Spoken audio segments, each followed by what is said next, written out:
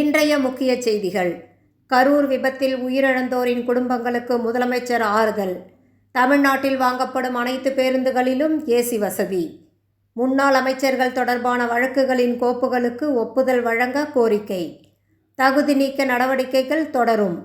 தமிழ்நாட்டின் பல மாவட்டங்களில் மழை எச்சரிக்கை.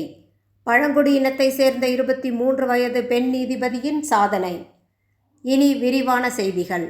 முதலமைச்சர் விஜய் கரூர் நெரிசல் விபத்தில் உயிரிழந்தோரின் குடும்பங்களை ஜூலை 10, 11 தேதிகளில் நேரில் சந்தித்து ஆறுதல் தெரிவிக்க உள்ளதாக தகவல் வெளியாகியுள்ளது. தமிழ்நாட்டில் புதியதாக வாங்கப்படும் அனைத்து அரசு பேருந்துகளும் ஏர் கண்டிஷன் வசதியுடன் இயக்கப்படும் என போக்குவரத்து துறை அமைச்சர் தெரிவித்துள்ளார். முன்னாள் அமைச்சர்கள் தொடர்பான வழக்குகளின் கோப்புகளுக்கு ஒப்புதல் வழங்குமாறு ஆளுநரிடம் தமிழக அரசு கோரிக்கை வைத்துள்ளது.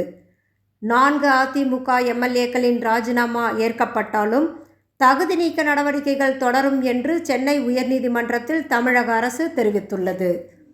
தமிழ்நாட்டின் பல மாவட்டங்களில் மழை மற்றும் இடியுடன் கூடிய கனமழைக்கு வாய்ப்புள்ளதாக வானிலை ஆய்வு மையம் எச்சரிக்கை விடுத்துள்ளது. பழங்குடியினத்தை சேர்ந்த 23 வயது இளம்பெண் இந்திய நீதித்துறையில் நீதிபதியாக தேர்வாகி வரலாற்று சாதனை படைத்துள்ளார்.